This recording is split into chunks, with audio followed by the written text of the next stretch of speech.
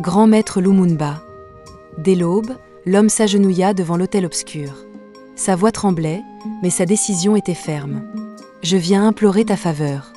La fin de l'année approche, et avec elle, le temps des sacrifices. Cette année, je t'offre l'enfant de ma défunte sœur. Prends-la, et épargne mes propres enfants. Si son existence ne sert à rien dans ce monde, accepte-la en sacrifice. En retour, prospère mes activités et assure la protection de ma famille pour la nouvelle année qui s'annonce. À peine eut-il prononcé ces mots qu'un vent glacial traversa le sanctuaire. L'esprit du grand maître Lumumba se redressa brusquement, animé d'une force sombre et incontrôlable. Sans un mot, il quitta l'autel et se dirigea droit vers sa proie. Au même moment, une jeune fille innocente marchait paisiblement sur le chemin de l'église, le cœur rempli de foi, inconsciente du danger qui planait sur elle. L'esprit la frappa violemment. Elle s'effondra au sol et rendit son dernier souffle. Le village fut plongé dans la stupeur. Cette mort tragique, survenue une fois encore en fin d'année, réveilla de vieux souvenirs. Car sa mère aussi était morte dans des circonstances mystérieuses, à la même période, des années auparavant. Deux morts, une même famille, une même saison. Un mystère que personne n'arrivait à expliquer.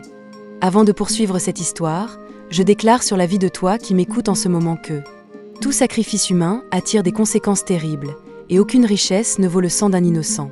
Père éternel, Dieu de lumière et de vérité. En cette fin d'année, je me tiens debout comme une sentinelle pour tous ceux qui m'écoutent et me suivent. Je couvre leur vie, leur famille et leur maison par le sang précieux de Jésus-Christ. Je déclare avec autorité que toute mort subite est annulée.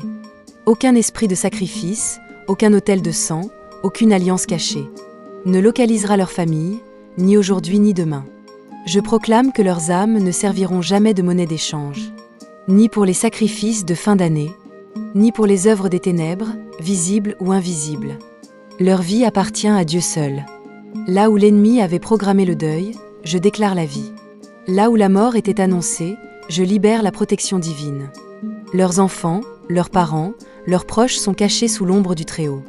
Je brise maintenant toute parole maléfique, tout projet nocturne, tout esprit envoyé pour voler, tuer et détruire. Qu'ils retournent à leur expéditeur, sans toucher à aucun de mes abonnés. Je déclare que cette fin d'année sera une fin d'année de paix.